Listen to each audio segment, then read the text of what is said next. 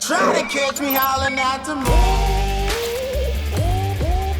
The Colt Python is an iconic piece of American design and a classic revolver. In fact, it's been described as the Cadillac of revolvers. Now, every time Colt in the past few years has brought out one of the new snake guns or reiteration of the snake gun, people have said, okay, great, when are you bringing back the Python?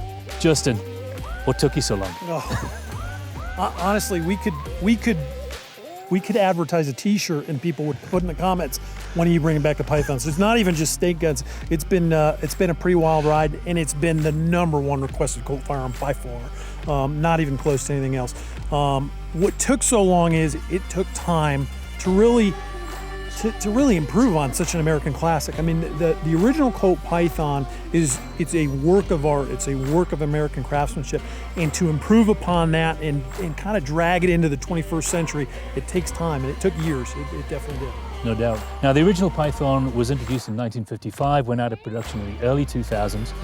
But if you were to bring back, say, an early 2000s Ford F-150, nobody would buy it because it's been superseded.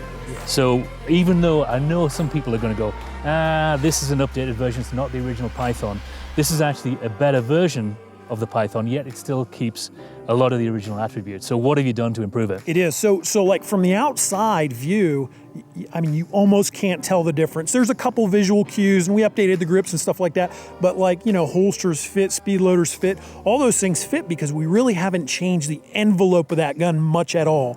The reality is most of the hard work was done internally, and then kind of some slight things to the frame and the top strap of the frame around that rear sight. So we redesigned that rear sight in order to add material to that frame in order to beef it up. So there's actually 30% more material above the cylinder in that frame, and that's kind of what holds the gun together. So it's a really important piece of the gun. Sure. I mean, the originals, although they're beautiful guns and absolute classics, they did have a reputation of being just a little bit fragile, especially when you compare them to the likes of, say, Ruger GPs. Absolutely, and you know what? The reality is, if you took 38 wad cutters and you shot an old Python and you shot it single action its whole life, you'd be fine with it.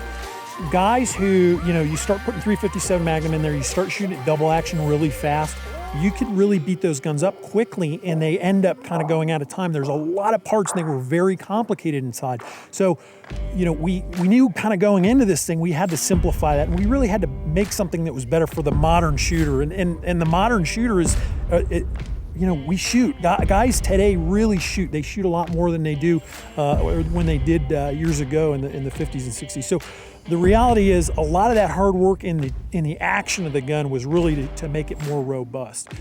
They removed 9 parts from the action of the gun. Now, obviously, the action of the gun. I do that when I put them back together. Yeah, I call them spares. Yeah, you just push them off the table.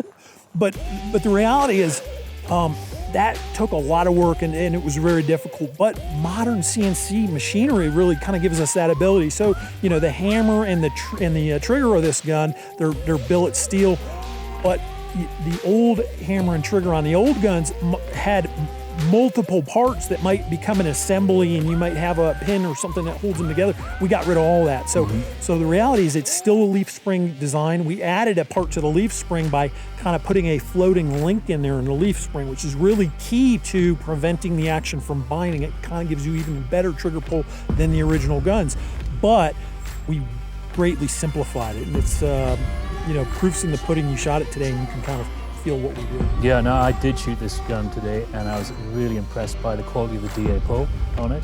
It is so smooth. It's like taking a 1970s K-frame Smith, sending it to a gunsmith, and then coming back with an action job. Yeah. It is literally that good out of the box, and it is so smooth. There's a little bit of stacking, but right at the end of the stroke, it just allows you to, lets you know that it's locked up and it's ready to fire, so you can stage the gun if you want. If you don't want to stage it, then you just pull right through, and it's just, you can fire this thing very, very quickly without disturbing the sights.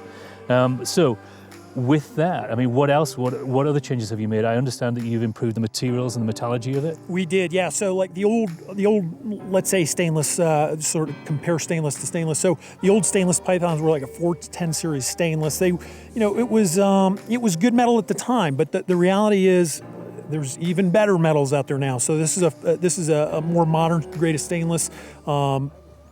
It's much stronger than 410. It's actually more corrosion resistant too. So that's important for people who, maybe aren't gonna, maybe we don't all live in Arizona, and we live in some humid environments where guns need a little more attention. Okay, so this is a stainless gun. This is the first of the models. You're bringing them back in both a 4-inch and a 6-inch. Yeah, it's a 4 1/4 and a 6-inch. There's a weird thing internationally with guns that are over 4 1/4. So there is no 4-inch gun. It's actually 4 1/4 and a 6-inch gun. And will there be a royal blue version? All I can say is stay tuned. And I know, now you guys kind of know what that means because I've said it to you a number of times on this. So I think there's going to come a day where we probably have to get there. But for now, I think people are going to be ecstatic about these two. I think you're right.